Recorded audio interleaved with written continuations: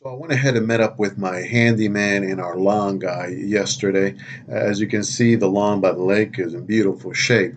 The challenge that the lawn guy is having is that these bricks are just simply too high, so they're very easy to tip over. He's telling me that within the next year, they're all going to pretty much fall down and they'll be all over the place. They need to be dug in deeper so that A, they don't fall down, and B, he's able to get his lawn equipment over it.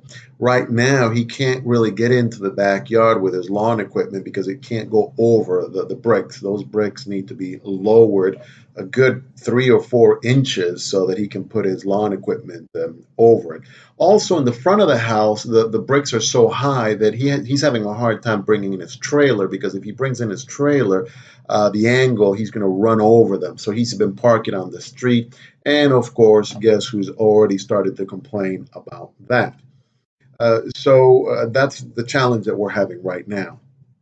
Uh, he's also going to go ahead and give us an estimate on what it would cost to put new mulch down, obviously termite resistant, float resistant on the front of the house, and as well as the side of the house. Hopefully, we'll go ahead and get that quote here by next week. He's also going to go ahead and take care of the China berry trees, of course, and there's also a tree in the front that is in pretty bad shape. He's going to go ahead and work on that as well. I also met up with my new handyman.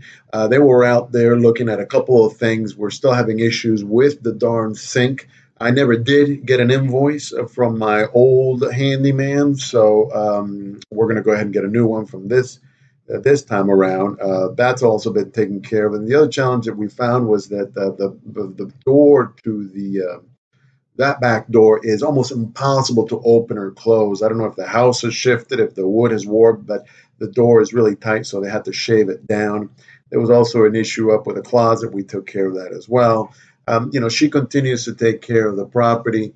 Everything else is in good shape, but we just need help with those darn bricks.